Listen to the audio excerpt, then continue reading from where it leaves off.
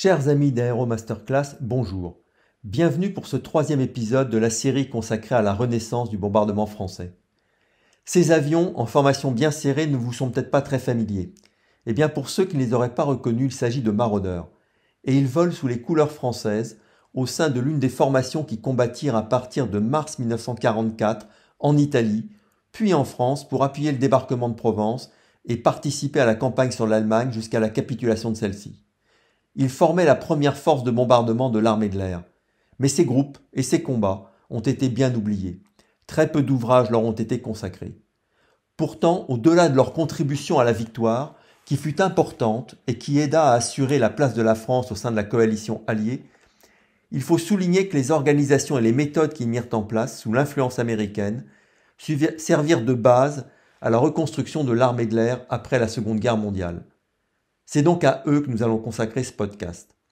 Et d'abord, nous allons parler de l'avion lui-même, le maraudeur, parce que les équipages l'ont vraiment adopté, au point de lui consacrer plusieurs chansonnettes. Et aussi, et peut-être surtout, parce que les forces et faiblesses de l'avion influèrent sur les tactiques que les groupes mirent en œuvre pour accomplir leur mission. C'est ce que je vous invite à découvrir. Quand le B-26 fut mis en service pour la première fois, beaucoup de gens restèrent muets. Puis on l'appela le hangar volant, l'avion suicide, hot airplane que l'on ne pouvait pas maîtriser. Ce que je viens de vous lire, c'est un extrait de la première page du manuel que les futurs équipages de B-26 devaient étudier. On a connu plus encourageant. Bien sûr, le document ajoutait que c'était du passé et que désormais les pilotes ne juraient plus que par lui et non contre lui. Là encore, je cite. Il n'empêche, le maraudeur avait une mauvaise réputation. Il y avait quelques raisons à cela, comme on le verra. Les Français connaissaient cette réputation et ne voulaient pas du maraudeur. Dans un télégramme du 27 février 1943, le général Mendigal, qui était alors chef de l'armée de l'air en Afrique, disait être complètement opposé au choix du B-26 et demandait de tout faire pour obtenir des Mitchell B-25. Mais les Américains avaient des contraintes industrielles et le chef de la mission française aux États-Unis rendit compte que la capacité d'influencer les choix américains était nulle et qu'il faudrait faire avec ce qu'il voudrait ou pourrait donner. Le maraudeur fut donc imposé aux Français. Mais ce n'était pas une punition, puisque cet avion était de toute façon le bombardier moyen standard au sein de l'USA Air Force. C'était un avion moderne, bien conçu, ergonomique et confortable, de 20 mètres d'envergure pour 19 mètres de longueur et un peu plus de 17 tonnes à pleine charge. Il avait été élaboré en 1939 par la firme Glenn Martin et fut commandé en procédure d'urgence avant même le vol du prototype. Le premier vol d'un avion de série eut lieu le 25 novembre 1940 et il entra en service actif fin 1941. C'était à bien des égards un petit B-17, la fameuse forteresse volante. Il était en tout cas conçu selon le même concept mais en format un peu réduit, c'est-à-dire un avion fortement défendu et en partie blindé, servi par un équipage nombreux et destiné à opérer en groupe. Il était doté de deux moteurs Pratt & Whitney R2800 de 1850 chevaux dont la fiabilité était excellente et qui lui donnait une vitesse maximum de 450 km/h. Vitesse très honorable en 1940, nettement moins en 1945. On peut dire que dans la logique ou la conception américaine, c'était un peu le bombardier moyen par excellence. Son problème était néanmoins d'avoir une charge à l'air très élevée, ce qui le rendait peu manœuvrant aux basses vitesses.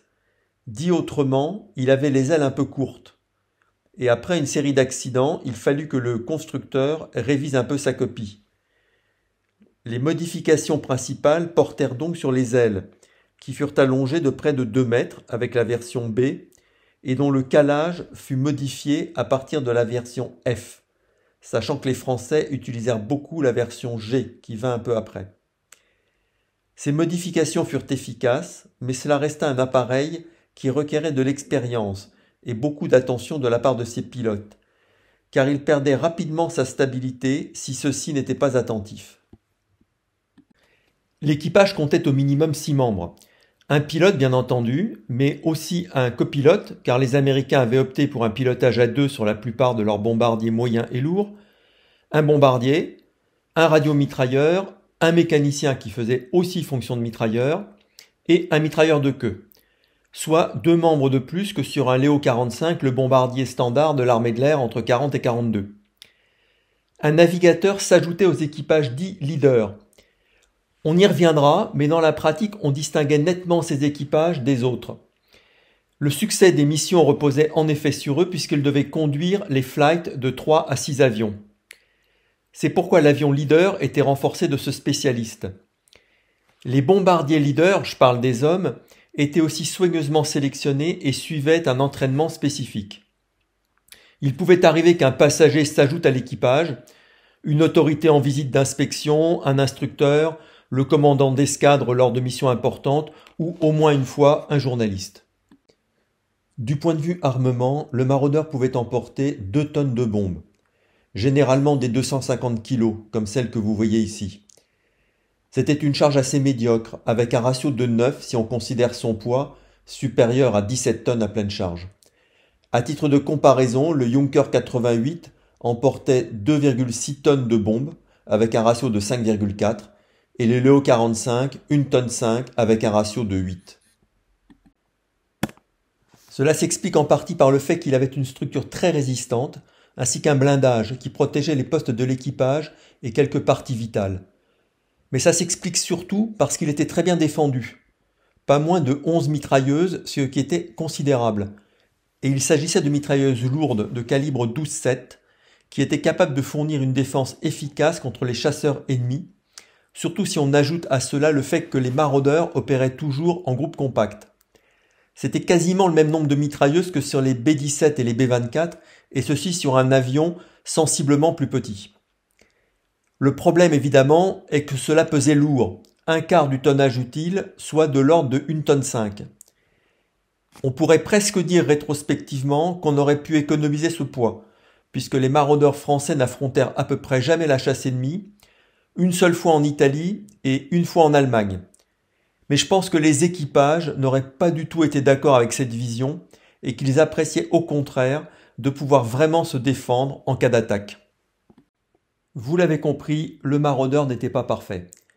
Il était lourd, plutôt sous-motorisé et avait une charge à l'air élevée.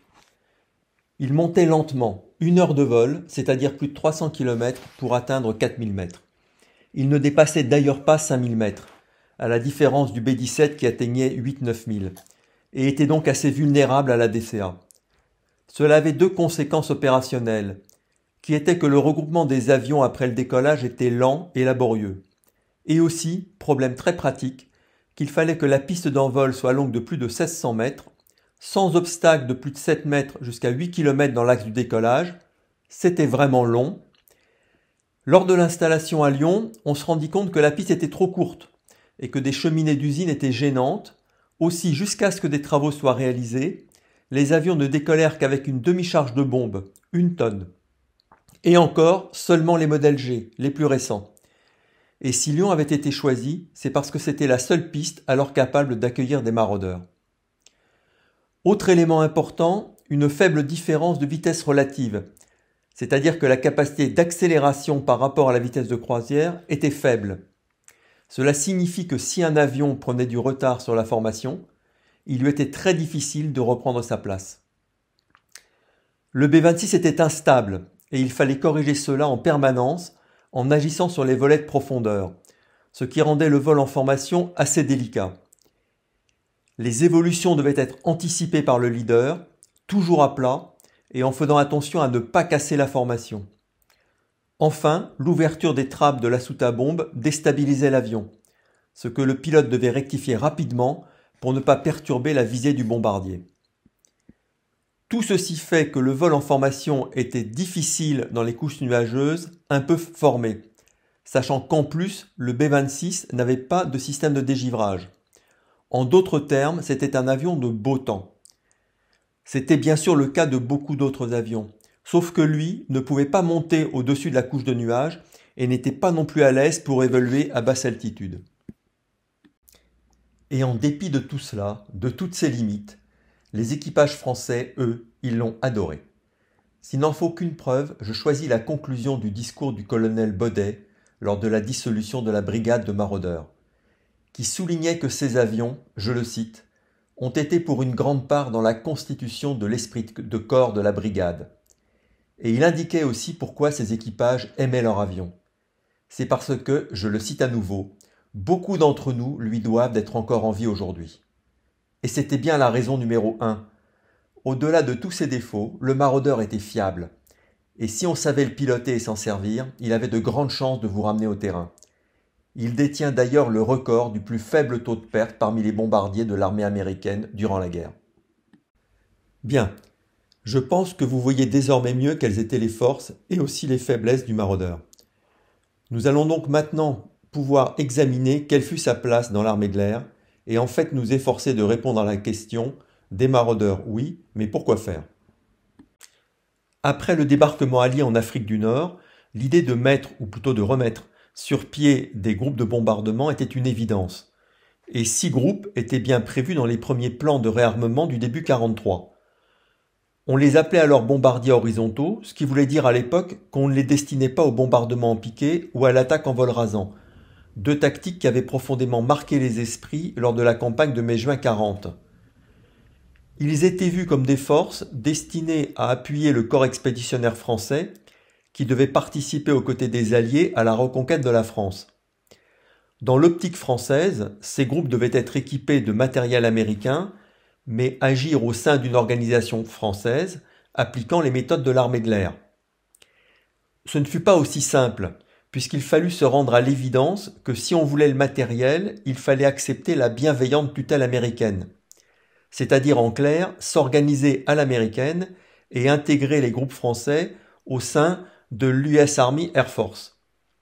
Concrètement, il fallait trouver les effectifs requis par les tableaux d'effectifs standards de l'Air Force, réorganiser en profondeur le mode de fonctionnement des groupes, aligner les fonctions et spécialités des personnels sur celles de l'Air Force et accepter toute l'organisation et la doctrine américaine pour l'exécution des missions. C'est finalement ainsi que la création des 6 groupes fut confirmée dans le cadre du plan 7 de réarmement qui fut lancé durant l'été 1943. Ils étaient alors dénommés groupes de bombardement moyens, sans doute pour les différencier des groupes lourds dont la création avait été décidée à peu près en même temps. Ils furent donc 6, avec par ordre d'entrée en scène Maroc, fin mars 1944, Bretagne, Gascogne, Franche-Comté, Sénégal et Bourgogne qui ferma la marche en septembre. Chacun était connu de 2 façons. D'abord par son numéro de tradition dans l'armée de l'air. Lorsqu'il avait fallu choisir les groupes qui seraient rééquipés et ceux qui seraient dissous, un des critères avait été de maintenir des représentants des escadres de l'armée de l'air d'avant-guerre. Cela correspond aux numéros 22, 19, 52, 63 et 32. Les traditions de ces escadres, le drapeau en particulier, furent donc conservées par ces groupes, sachant que cette notion d'escadre, telle que connue jusque-là, n'avait alors plus aucun contenu organisationnel ou tactique. Seconde dénomination, le nom de province ou de pays pour Maroc et Sénégal. C'est le général Valin, chef des forces aériennes françaises et libres, qui avait eu l'idée de baptiser ainsi les unités créées dans les FAFL, Île-de-France, Alsace et Normandie pour la chasse par exemple. L'idée fut reprise et généralisée à l'ensemble de l'armée de l'air par le général Bousca, chef de celle-ci à partir de juillet 1943. Ceci en dépit des protestations de Valin qui estimait que cela revenait à banaliser les FAFL. Puisqu'on parle de tradition, rappelons aussi que les 2 escadrilles qui composaient chaque groupe conservaient les traditions d'escadrilles de 14-18, ce qu'on voit ici à travers les insignes. Ceux-ci furent souvent peints à l'avant des avions d'ailleurs. À mesure que le nombre de groupes augmentait, ils furent réunis en escadres. Mais là, il ne s'agissait pas des anciennes structures de l'armée de l'air dont je viens de parler, il s'agissait de structures organisationnelles copiées sur le modèle américain. En fait, le nom américain pour cet échelon de l'organisation était groupe, écrit sans E puisque c'est le mot anglais. Les Français avaient préféré ressusciter le mot escadre pour une raison traditionnelle et parce qu'en France, le mot groupe était utilisé pour désigner les unités élémentaires d'une douzaine d'avions, là où Américains et Britanniques parlaient eux de squadron. Bref, 2 escadres furent créées successivement, la 31e puis la 34e, et à partir de janvier 1945, l'ensemble fut intégré dans une nouvelle structure de niveau supérieur, la 11e brigade. L'intérêt pour les Français était d'être plus autonomes et d'entraîner les états-majors en visant à terme une véritable indépendance de l'armée de l'air reconstituée. Cela simplifiait aussi le fonctionnement au quotidien, ne serait-ce que du point de vue de la langue. Les Français n'avaient aucune autonomie opérationnelle puisqu'ils opéraient dans le cadre de l'Air Force. Ils furent rattachés au 42e Wing en Sardaigne et à nouveau en France. Ce wing comptait 4 unités de niveau escadre ou groupe sans E si on prend la dénomination américaine, et il était lui-même une composante du 1st Tactical Air Force. À noter qu'après la création de la 11e brigade, les escadres restèrent subordonnées au 42e Wing, alors que d'un point de vue organisation, la brigade aurait pu être directement rattachée au Tactical Air Force. Cela fit donc une espèce de double hiérarchie un peu bâtarde. Les Américains ne devaient pas juger les Français capables d'assumer une responsabilité complète à cet échelon de l'organisation, ou estimaient que l'effectif de 2 escadres était trop faible pour justifier un rattachement direct. Les unités françaises s'y sont faites, parce qu'elles ne pouvaient pas faire autrement, et aussi parce qu'il y avait eu un essai de rattachement des maraudeurs au premier corps aérien français, le CAF, commandé par le général Gérardot, qui était aussi dans la 1st Tactical Air Force, et qui regroupait les groupes de chasseurs-bombardiers et de reconnaissance. Cela n'avait pas marché, pour des raisons de personnes et aussi parce que le premier CAF n'avait pas l'habitude de gérer des bombardiers moyens, et les gens des maraudeurs préféraient être avec des Américains qui connaissaient bien leur métier. Derrière les mots, c'était aussi une profonde mutation des organisations, au plan du commandement et de l'autonomie. Dans le système français de 40, un groupe recevait une mission et avait de grandes latitudes pour l'organiser, choix de l'itinéraire, du dispositif, etc. Dans le modèle américain, l'objectif et le cadre de la mission étaient décidés par le Wing. L'escadre décidait, elle, du commandant de mission, des modalités pratiques, horaires et itinéraires notamment, et du nombre de flights à fournir par chaque squadron ou groupe, ainsi que du nombre d'avions par flight. Ce flight était l'unité indissociable au combat. Le commandant de groupe n'était donc plus qu'un gestionnaire de moyens, sans rôle tactique, ce qui fut plus ou moins bien vécu par des officiers qui avaient été formés très différemment dans l'armée de l'air. Au total, c'était une force conséquente. Chaque groupe disposait de 16 avions, dont 3 en réserve. Il devait donc en aligner 13 opérationnels, dont l'un était un spare, c'est-à-dire un remplaçant, qui était destiné à prendre le départ de la mission jusqu'au moment de l'essai des mitrailleuses de défense. Si un avion avait un problème à ce moment-là, le spare prenait sa place dans le dispositif, sinon il retournait à la base. Il était donc attendu que le groupe puisse bombarder avec 12 avions au maximum. Chaque escadre en alignait donc 36 et la brigade 72 au total. Cependant, il était très rarement demandé au groupe de mettre en l'air tous leurs avions. Les escadres alignaient donc de 20 à 30 avions pour les grosses missions, ce qui était déjà très appréciable. L'organisation, c'est une chose, les hommes, c'en est une autre.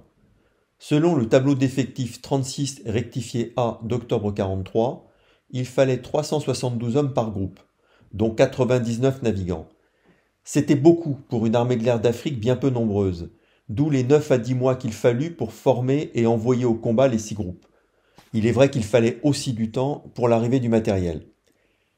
En tout, cela faisait environ 2500 hommes avec ceux des escadres et de la brigade, et plus de 600 navigants.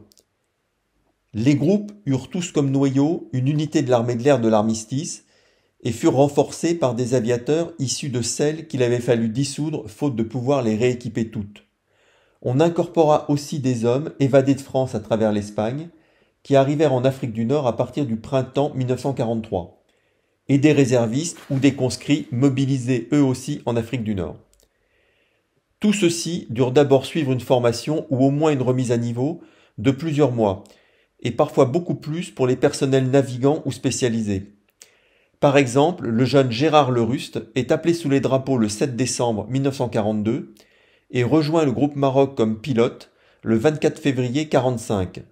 2 ans, 2 mois et 17 jours pour transformer un jeune appelé en pilote apte à voler en mission. Après la libération du territoire, un nouveau renfort fut apporté par des membres de l'armée de l'air, remobilisés, et par des conscrits. Compte tenu du contexte chaotique de la libération, et de la difficulté de mobiliser, d'équiper et de former ces hommes, leur apport resta assez limité.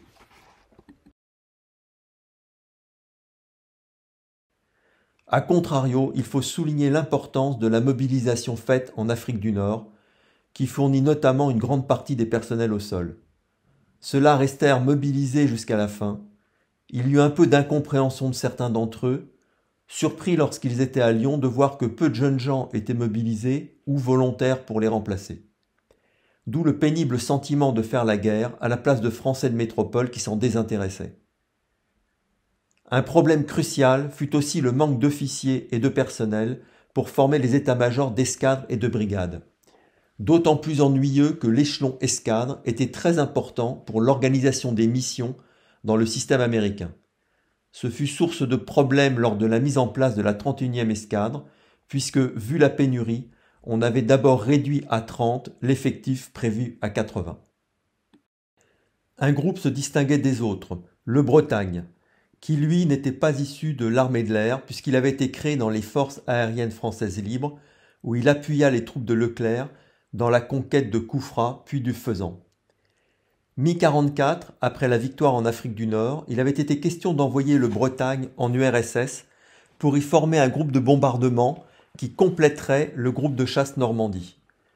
Le projet tourna court et il fut finalement décidé que le Bretagne serait équipé de maraudeurs. Il fut renforcé à partir du printemps 43 par des déserteurs de l'armée de l'air et des conscrits qui préféraient rejoindre les forces gaullistes plutôt que l'armée régulière dirigée par le général Giraud. Du fait de cette historique, il y eut quelques contacts un peu houleux entre certains membres du Bretagne et d'autres groupes, lors des premières rencontres au stage de formation à Tellergma début 44.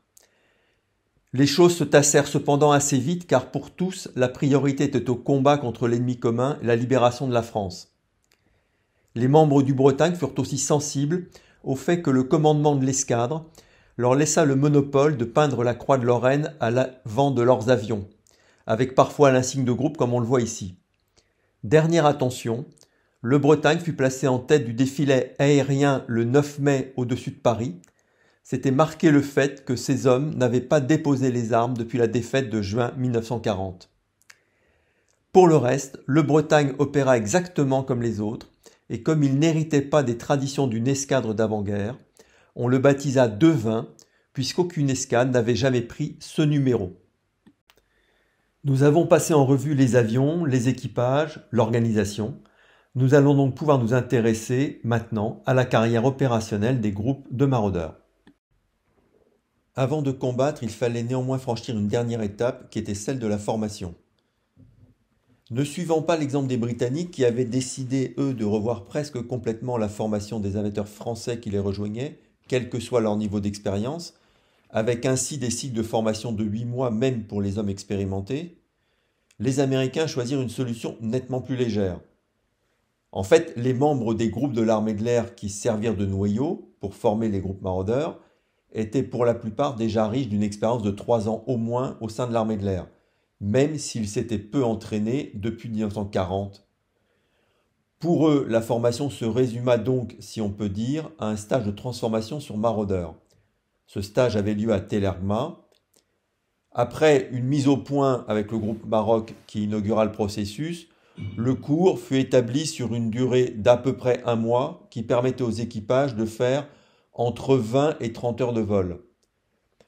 Après la prise en main de l'appareil, qui correspondait à la première partie du stage, cela se résumait à peu près à faire du vol en formation serrée, ce qui était indispensable à la mise en œuvre de la tactique de bombardement et ce qui était aussi le point le plus délicat dans le pilotage du maraudeur.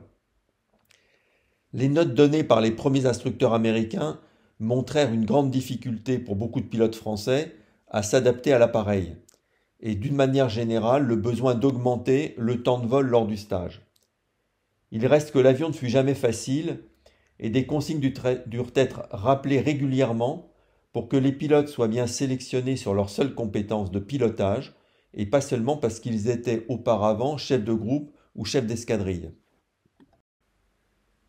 On a déjà évoqué le fait que les autres aviateurs qui rejoignirent les groupes au fil du temps durent passer par une période de formation ou de remise à niveau dans les écoles françaises créées en Afrique du Nord, puis pour les navigants par un stage au centre d'instruction au bombardement.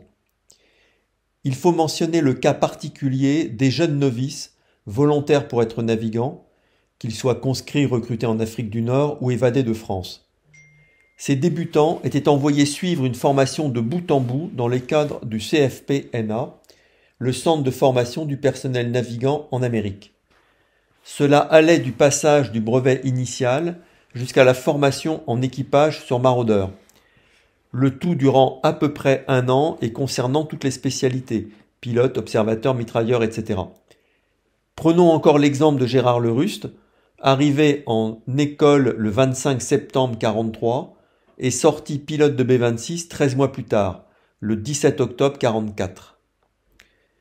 894 navigants furent formés ainsi sur maraudeur, c'est-à-dire 149 équipages complets, à peu près 1,5 fois l'effectif requis à la 11e brigade. Les jeunes qui revenaient de ce cycle étaient complètement formés à l'américaine, on pourrait presque dire formatés, ce qui n'alla pas sans quelques petits frottements avec les cadres plus anciens, formés eux à la française, lors de l'arrivée des jeunes en unité. La formation ayant été faite, l'unité pouvait aller au combat. Et le combat, cela allait consister en mission de bombardement dit tactique ou de théâtre, c'est-à-dire un appui plus ou moins direct aux forces terrestres, en attaquant des dépôts ou des positions fortifiées, et surtout en entravant le ravitaillement et les mouvements de l'ennemi par la destruction des infrastructures de communication dans la profondeur du champ de bataille, jusqu'à 100 km à peu près derrière la ligne de front. Sauf exception, il ne s'agissait pas d'attaquer les centres industriels ennemis dans la profondeur du territoire de celui-ci, ni d'agir en appui direct aux troupes pour neutraliser les forces ennemies sur la ligne de front. Le besoin de planifier les attaques rendait les maraudeurs inaptes à intervenir dans le feu de l'action. Ils étaient destinés à un bombardement dit de précision.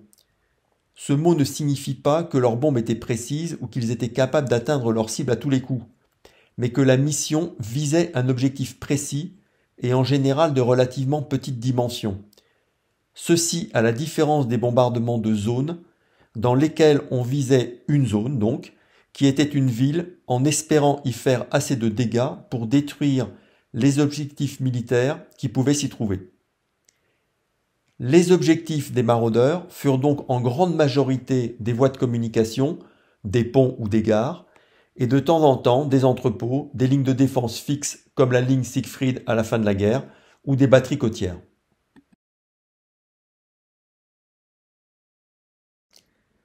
La doctrine de bombardement avait été précisément fixée par l'Air Force.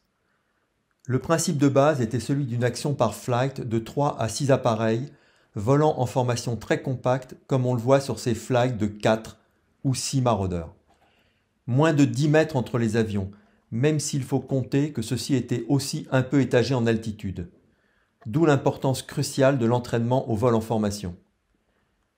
Ce dispositif assurait la meilleure défense contre la chasse ennemie, notamment dans le secteur arrière, même si cela rendait les flights plus vulnérables à la DCA.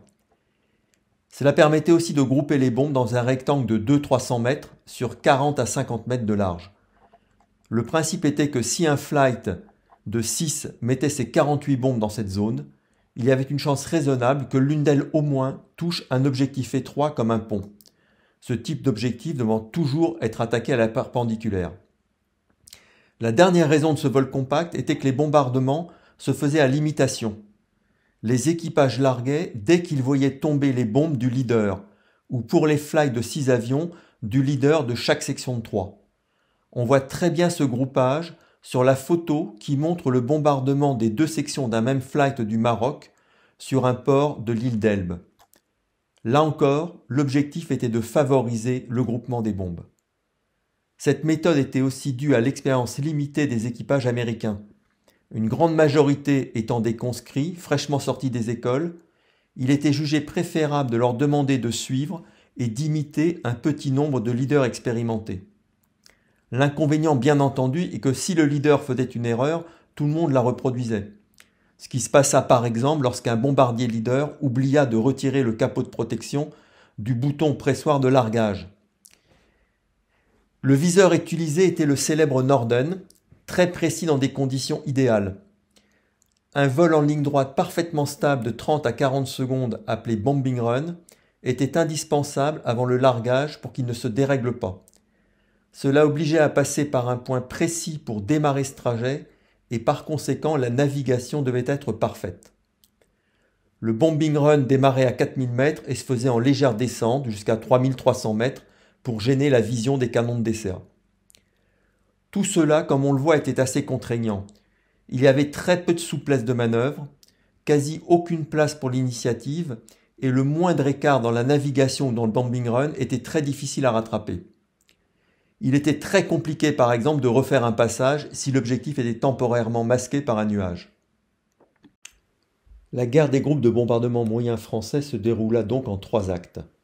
Le premier fut celui de la campagne d'Italie, de mars à octobre 1944, au cours de laquelle les groupes opérèrent depuis le terrain de Villa Sidro en Sardaigne.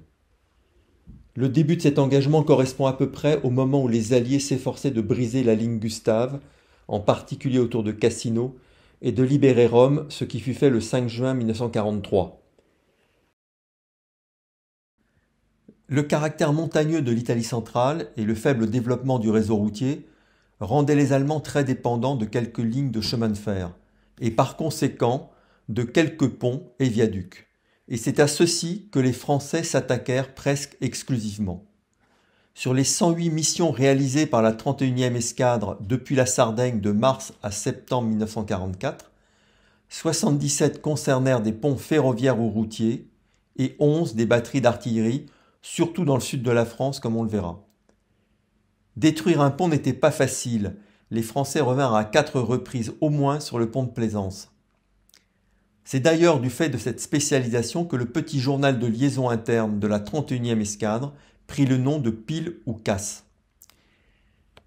Le théâtre d'opération italien avait la particularité d'être relativement permissif, car il s'agissait d'un front secondaire où les concentrations de DCA, la flak en allemand, étaient souvent faibles et les interventions de la chasse ennemie assez rares.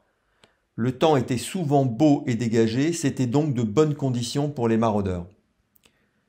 72 des 108 missions de la 31e escadre se firent sans opposition de la DCA, et la chasse allemande n'attaqua qu'une fois, un avion du Bretagne étant abattu le 11 juillet.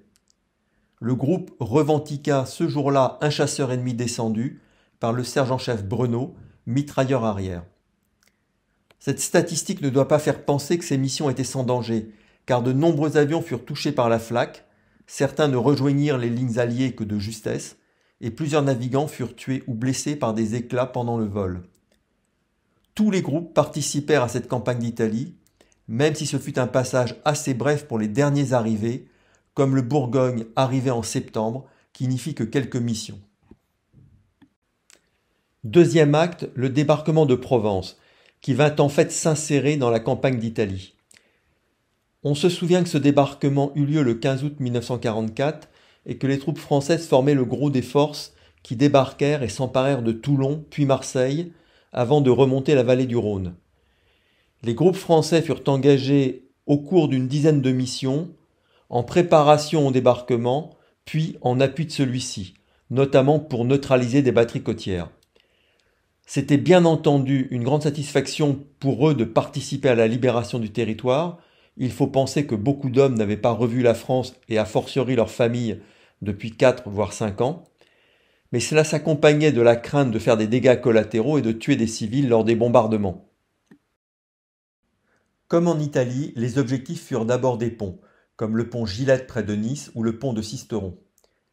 Mais il y eut aussi des missions contre des batteries d'artillerie côtière, installées sur la presqu'île de Saint-Mandrier qui protégeait Toulon, du Cap Camara sur la commune de Ramatuelle, ou l'île Ratonneau qui est à l'entrée de Marseille. On peut voir le résultat de ces bombardements sur les batteries, qui ont en effet pas mal souffert, bien qu'il soit difficile d'attribuer avec certitude ces résultats aux Français, puisque des groupes américains participèrent aussi à ces bombardements. Ce débarquement fut aussi une sorte de réveil. En effet, ces missions contre des points fortement défendus par la DCA, comme la presqu'île de Saint-Mandrier, qui comptait 78 canons de flak lourde, occasionnèrent 3 pertes, 2 autres avions ne regagnant leur base que d'extrême justesse. C'était plus de pertes en 2 semaines que pendant toute la campagne sur l'Italie. et il faut y ajouter un grand nombre d'avions endommagés par la DCA, au point qu'au lendemain d'une mission sur Saint-Mandrier, le Gascogne n'avait plus un seul avion disponible.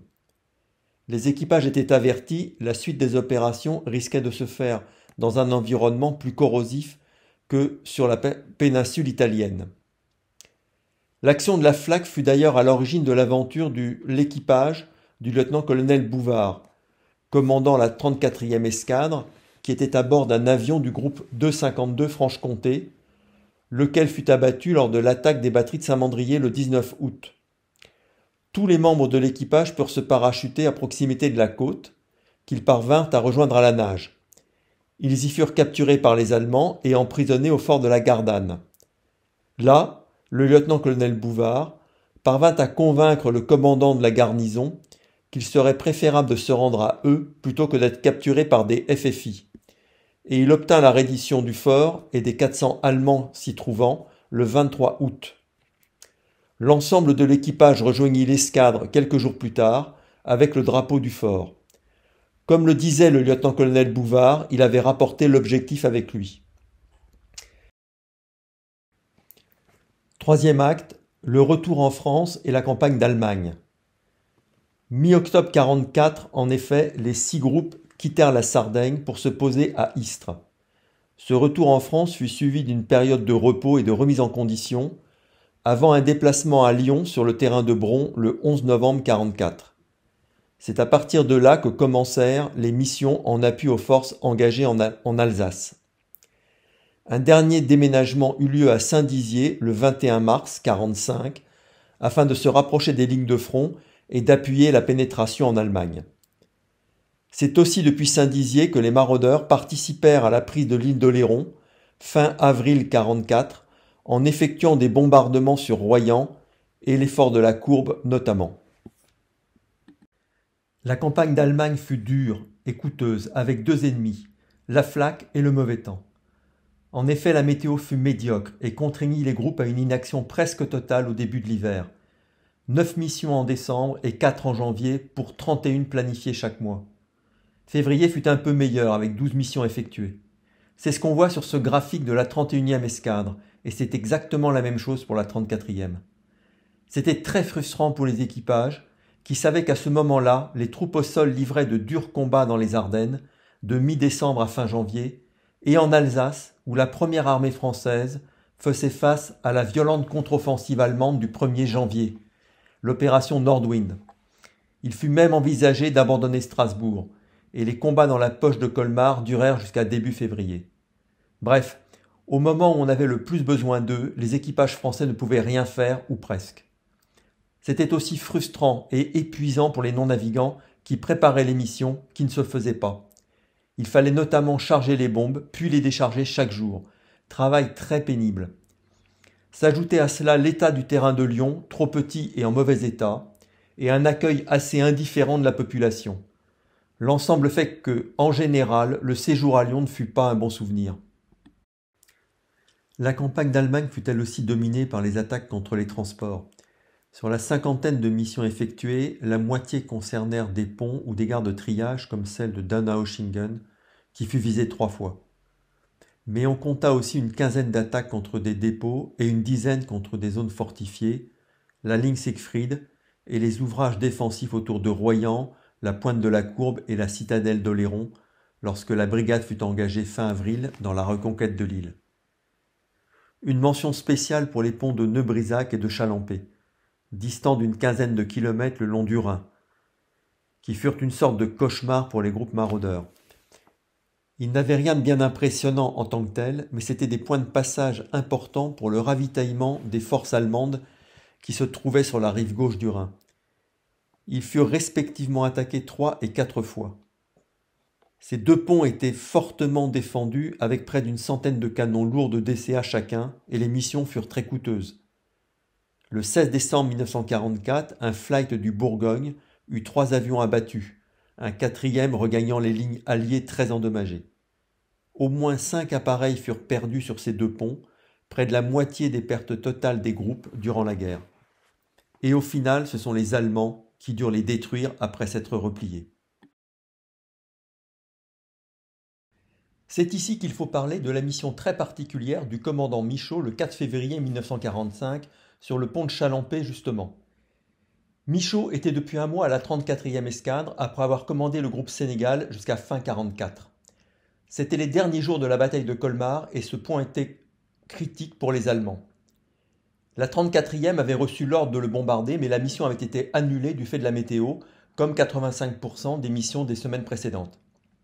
Qu'à cela ne tienne, le commandant Michaud décolla pour bombarder tout seul le pont en vol rasant.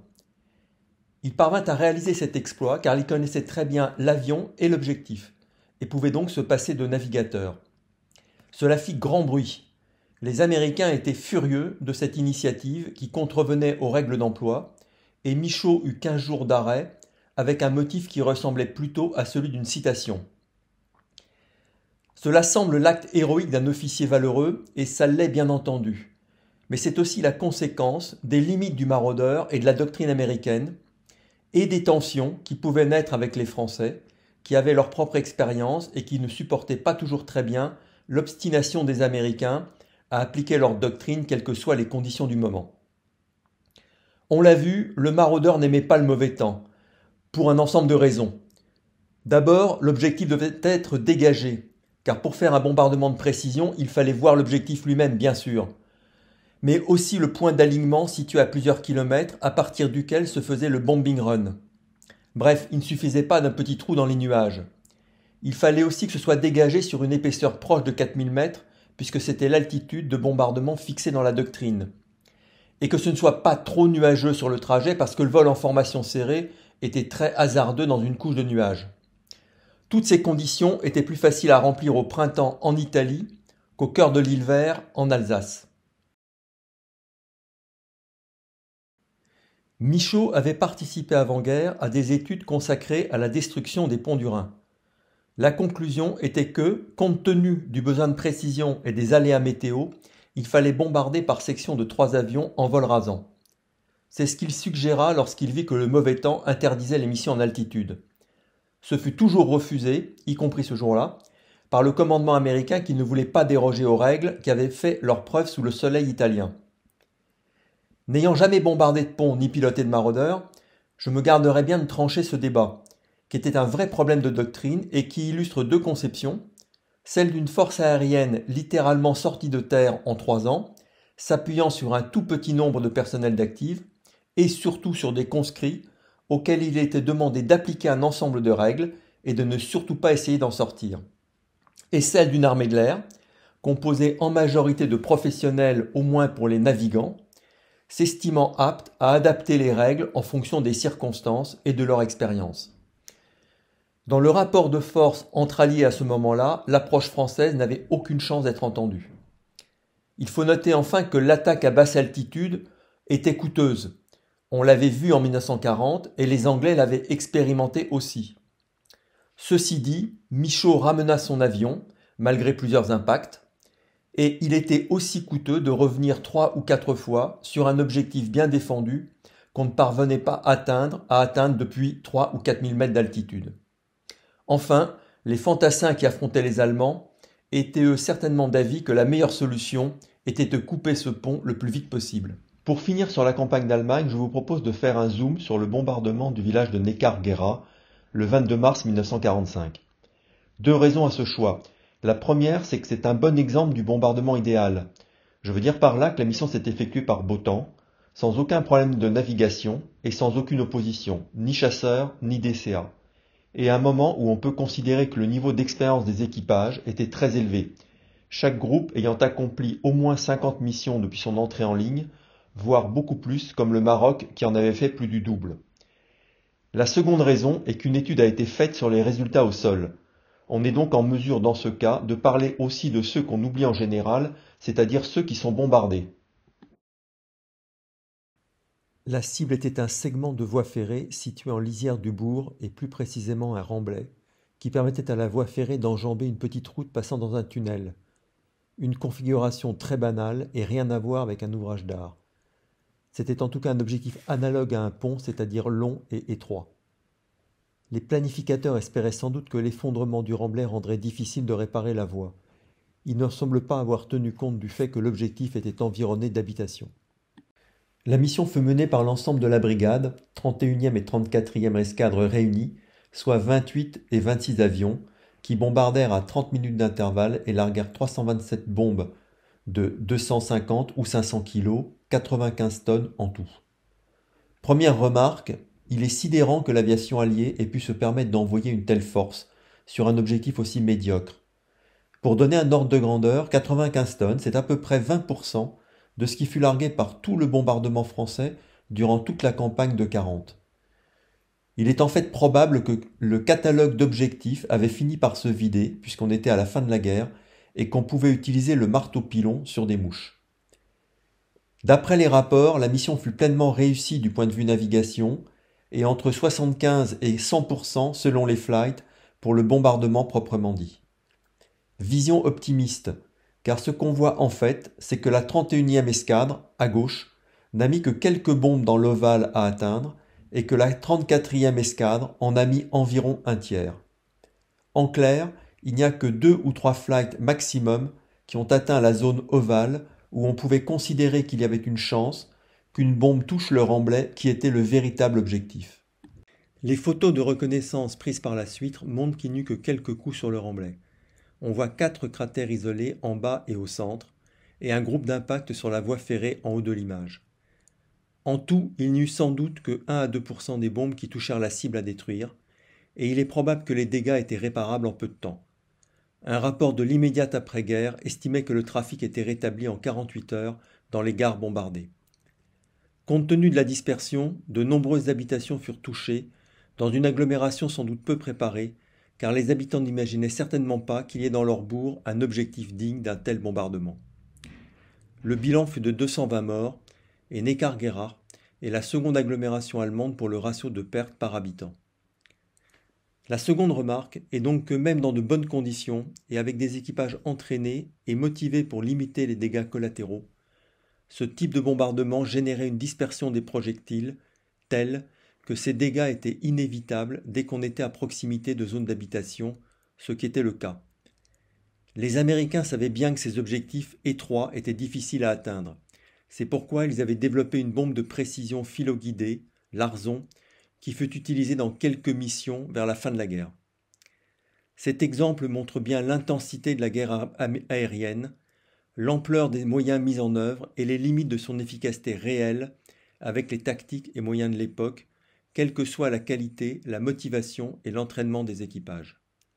Il faut aussi parler de cet aspect des choses, même si cette réalité n'est pas très agréable à regarder.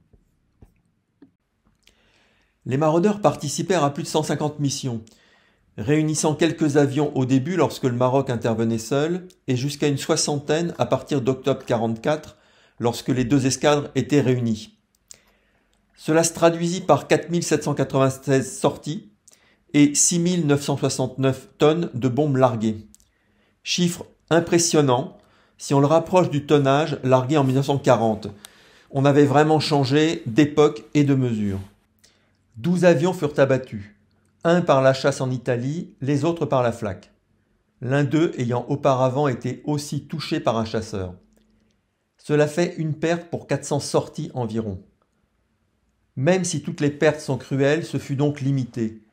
Il était rare que la défense soit très dense en Italie, front devenu secondaire, et en Allemagne, la chasse ennemie avait été balayée du ciel ou se concentrait sur l'attaque des bombardiers lourds. La lecture des archives montre cependant que la crainte que suscitèrent les Messerschmitt 262 à réaction, que le Maroc croisa d'ailleurs au moins une fois sans qu'il y eût combat. À titre de comparaison, les groupes lourds sur Halifax perdirent un avion pour 60 sorties. La différence peut sembler énorme, mais cela reflète le fait que les groupes lourds étaient exposés à 2 dangers, qui expliquent plus de 60% de leurs pertes, la chasse de nuit, qui resta dangereuse jusqu'au bout, et les collisions en l'air lors des vols nocturnes. L'ennemi des maraudeurs était donc la flak, qui pouvait faire des ravages. Si son score ne fut pas plus important, c'est aux maraudeurs qu'on le doit. 426 avions furent endommagés par la flak, dont 10 s'écrasèrent en territoire ami ou allèrent à la ferraille dès leur retour. Seuls 2,5% des avions atteints par la flak furent abattus. Pour les autres, la robustesse du maraudeur prévalut. Il mérita bien la reconnaissance de ses équipages. Au total, la brigade compta 129 tués, dont la moitié au combat. La dernière mission eut lieu le 25 avril sur un dépôt à Eberhausen. Puis, le mauvais temps et la vitesse de l'avancée des troupes au sol firent que l'activité aérienne cessa. Les avions de la brigade au grand complet défilèrent au-dessus de Paris le 9 mai, et c'est au sol qu'elle participa aussi à la célébration de la victoire à Saint-Dizier. Très vite, elle se reconvertit dans le transport de passagers en réaménageant les avions, en même temps que les effectifs fondaient du fait de la démobilisation des réservistes. Qu'allait faire la France de cette brigade? À vrai dire, pas grand-chose. Les réflexions sur les armes de précision, comme les missiles guidés, qui commençaient à apparaître à la fin de la guerre, remettaient en question l'expérience du bombardement moyen. La guerre de Corée allait d'ailleurs bien vite rappeler que ces idées étaient un peu en avance sur la technologie et que le bombardement horizontal classique avait encore un vrai rôle à jouer. Mais la vraie raison, c'est que la France n'avait pas d'argent. La brigade fut dissoute en mars 1946. Seuls les groupes Bretagne et Franche-Comté subsistant comme groupe de transport. Et les maraudeurs, bien aimés, allèrent à la casse. Déjà vieillissant à la fin de la guerre, ils n'avaient plus de rôle à jouer et leur entretien devenait compliqué. Quelques-uns furent utilisés comme plateforme d'essai en vol ou pour la formation des mécaniciens. 2 sont encore visibles aujourd'hui au musée de l'air et de l'espace du Bourget et au musée du Tabitch. Aujourd'hui, l'armée de l'air perpétue les noms du groupe Gascogne, porté par le 1-4 qui vole sur Rafale, du Franche-Comté, qui est toujours un groupe de transport, et du Bretagne, devenu escadron de ravitaillement en vol 1-31. Enfin, le Bourgogne ne vole plus, puisque ce nom a été repris par le Centre militaire d'observation par satellite. Insérés dans l'Air Force, les Français des maraudeurs apprirent la guerre à l'américaine. Cela paraissait moins novateur que ce qu'avaient pu découvrir leurs camarades des groupes lourds sur Halifax dans la RAF, puisque ceux-ci avaient expérimenté le bombardement de nuit par stream, les balbutiements de l'aide électronique à la navigation et au bombardement, et la tactique du bombardement de zone, toute chose qui n'existait tout simplement pas dans l'armée de l'air. Vu de loin, le saut semblait moins important pour les équipages du bombardement moyen entre leur expérience de 1940-42 et ce qu'ils firent avec les maraudeurs en 44-45. Après tout, le Léo 45 et le maraudeur appartenaient peu ou prou à la même catégorie, larguaient à peu près la même quantité de projectiles et étaient censés s'attaquer au même type d'objectifs. Intervention sur le champ de bataille, attaque des systèmes fortifiés, des moyens logistiques et des voies de communication. Là s'arrêtent les ressemblances, car tout le reste avait changé entre le système français de 40 et le système américain de 44. Cela allait de la distribution des responsabilités entre les échelons de l'organisation, des compétences demandées aux équipages et au personnel au sol, ou de la doctrine et des tactiques. C'était surtout un nouveau monde dans lequel il existait une forte et efficace coordination à tout niveau entre les forces terrestres et aériennes, permettant une véritable concentration des efforts et une influence déterminante sur la bataille terrestre. On faisait bien la guerre à l'américaine, et cela marqua profondément et durablement l'organisation de l'armée de l'air. J'espère que ce podcast vous aura plu. N'hésitez pas à le commenter. Et si vous ne les avez pas déjà vus, regardez aussi les 2 premiers épisodes de cette série consacrée à la renaissance du bombardement français de 1942 à 1945. L'un présente le contexte de cette renaissance et l'autre est dédié au groupe lourd. Avant de nous quitter, je vous propose un aperçu bibliographique sur les groupes de maraudeurs. Je vous l'avais dit en introduction, le sujet n'a pas vraiment attiré l'attention des historiens et il ne se trouvait pas parmi ces aviateurs un écrivain du talent de Jules Roy pour immortaliser l'épopée et créer l'émulation.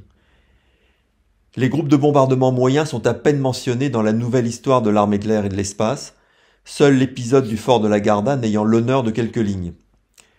En fait, il n'existe qu'une seule véritable histoire des groupes de bombardement moyens, qui est due à Jacques Errard. La bonne nouvelle, c'est qu'elle est excellente, couvrant tous les aspects de la vie de ces groupes. La mauvaise nouvelle, c'est qu'elle est épuisée et difficile à trouver. Plusieurs ouvrages éclairent aussi certains aspects de leur carrière opérationnelle. Les livres de Daniel Decaux consacrés à l'action de l'aviation française sur la vallée du Rhône et l'Allemagne, et celui d'Yves Leclerc, et Brigitte Kolb sur le rôle de l'armée de l'air dans la bataille pour la poche de Colmar. Ils sont épuisés aussi, mais se trouvent d'occasion. Du côté des mémorialistes, on peut en citer un, le Maraudeur sarde de Jean Vary, qui, comme indiqué, ne parle que de la période en Sardaigne. Le numéro 111 d'Icare, consacré en partie au débarquement de Provence, fait une bonne place au groupe de maraudeurs. Et il faut signaler aussi un très bon article de synthèse de Jean-Charles Foucrier sur le bombardement dans la revue de l'armée de l'air Vortex, qui est accessible en ligne. Enfin, le site internet animé par Philippe Ducastel, bien que surtout consacré aux groupes lourds, accueille aussi bon nombre de témoignages et de récits sur les groupes maraudeurs.